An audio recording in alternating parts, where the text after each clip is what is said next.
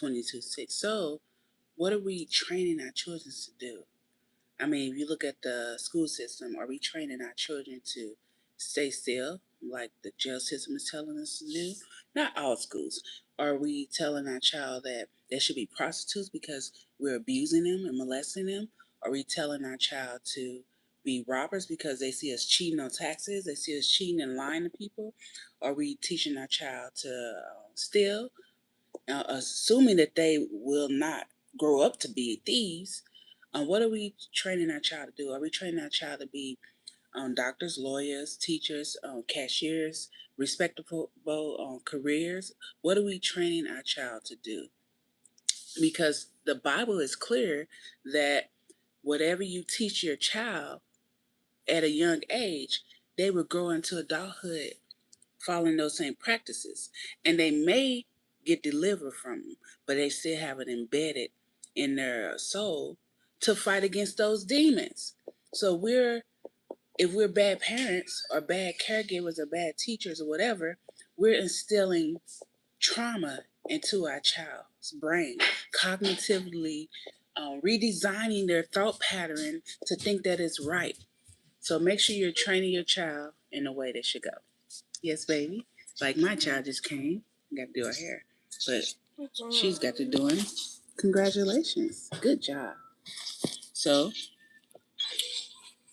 I'm training my children to make sure they take care of responsibilities and learn. Right? And we're not supposed to be doing a redo of us when we're teaching our child. We're doing what's best for them. Because if you look at psychology, and I study psychology, so you look at psychology back in the past, they, like in 1915, 1990, the normal behavior now may be abnormal versus the abnormal behavior then. Like in some countries, hold on, baby. Hold on for a second. Some countries eat cats and dogs. It's legal, right? But if you do it in America, it was banned in like 2000. Well, they had a law that you can't consume cats and dogs in 2018. I was doing a research paper, and I thought to put that in to compare is abnormal behaviors normal. Yes, like narcissistic behaviors. Some of them may seem normal, like exaggerated imaginations. That's one of the narcissistic behaviors. But they collage 10 of the behaviors to make sure that they identify that narcissistic behavior. However, some believe that people cannot overcome narcissistic behaviors, which I opt in to disagree, because that means that God cannot deliver people, right? And it means that now some people don't want to be saved, right? So that's why hell enlarges itself.